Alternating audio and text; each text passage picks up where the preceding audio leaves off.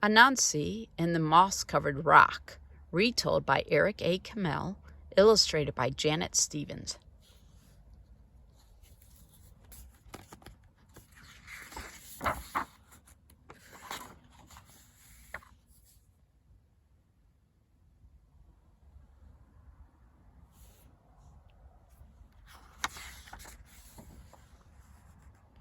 Once upon a time, Anansi the spider was walking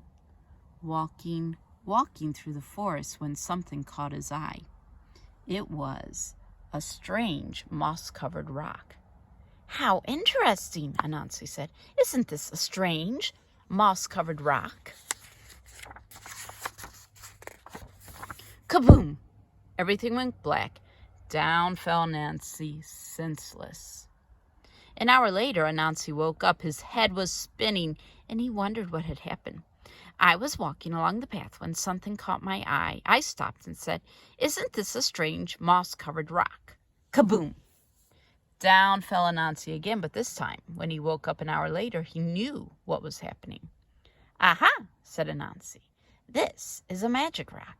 And whenever anyone comes along and says the magic words, isn't this some strange down he goes. This is a good thing to know," said Anansi, "and I know just how to use it." So Anansi went walking through the forest until he came to Lion's house. Lion was sitting on his porch, and at his feet was a great pile of yams, which are like sweet potatoes. Anansi loved yams, but he was too lazy to dig them up himself. Anansi said to Lion, "Hello, Lion. It's very hot today. Don't you think so?" "Oh, yes, Anansi," said the lion. "It is terribly hot." "Well, I'm going for a walk in the cool forest," said Anansi. "Would you like to come?" "I certainly would," said the lion.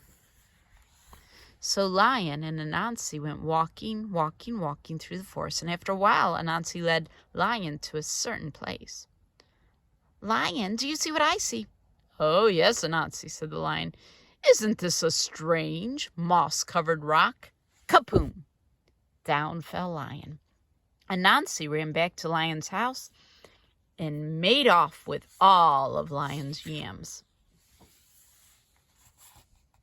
An hour later, Lion woke up and his head was spinning. Anansi was nowhere to be seen, and when he got home, he found that every single one of his yams was gone. Lion was very sad. But Anansi was happy. He couldn't wait to try to play his trick again. And once more, Anansi went walking through the forest. And this time he stopped at Elephant's house. Elephant was sitting on his porch, and at Elephant's feet was a great pile of bananas.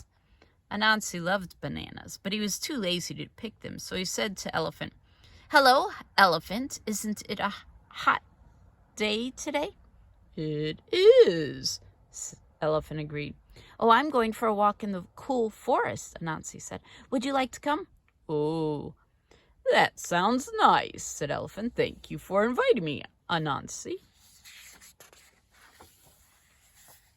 So Anansi and Elephant went walking through the forest. And after a while, Anansi led Elephant to a certain place. "Elephant, look. Do you see what I see?" Elephant looked. "Yes, I do, Anansi. Isn't this a strange moss-covered rock?" Kaboom! Down fell Elephant. And Anansi ran back to Elephant's house and made off with all the bananas. An hour later, Elephant woke up. His head was spinning, and Anansi was nowhere in sight. And when he got home, he found that every single one of his bananas was gone. Elephant was very sad.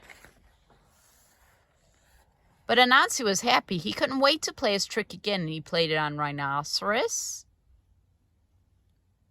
and hippopotamus.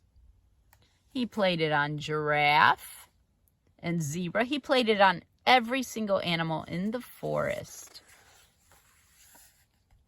But all this time, watching from behind the leaves was little bush bear, deer. Little bush deer is small and shy and very hard to see, and she watched Anansi play his wicked trick again and again on all the other animals. Little bush deer decided it was time for Anansi to learn a lesson. So little bush deer went deep into the forest to where the coconut trees grow, and she climbed a coconut tree and threw down a great many coconuts, and she carried the coconuts home in a basket and set them on her porch, and then she sat down beside them to wait. In a little while, along came Anansi, and Anansi's eyes lit up when he saw little bush deer's coconuts. Anansi loved coconuts.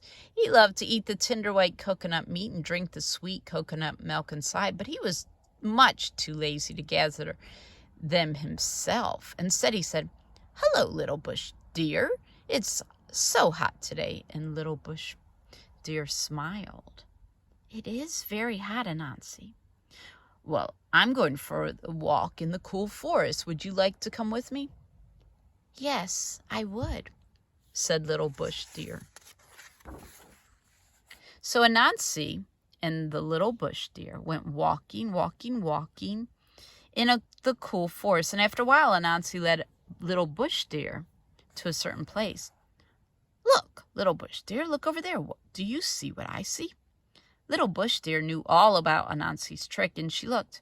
"No, Anansi, I don't see anything." "You must see it. Look very carefully." Little bush deer looked. "No, I still don't see anything," she said. Anansi began to get angry. "You must see it. Look over here. Look right where I'm pointing. Do you see it now?" "No, Anansi," said little bush deer. Anansi stopped his feet. "You see it. You just don't want to say it." "Say what?" said little bush deer. "You know." "Is that what I'm supposed to say?" "Yes," said Anansi. "All right, then I will say it to make you happy." "You know," said little bush deer. "There, I said it. Are you satisfied?" "No," Anansi shouted. "You're not supposed to say you know." "Well, then what am I supposed to say?" "You're supposed to say, 'Isn't this a strange moss-covered rock?'" Kaboom! Down fell Anansi. Little bush deer ran and got all the other animals, and together they went to Anansi's house and took back all the good things he had stolen from them. An hour later, Anansi woke up. His head was spinning. Little bush deer was nowhere in sight, and when he got home, he found his home as empty as it was before. But if you think Anansi learned his lesson, you're mistaken, because he's still playing tricks to this very day.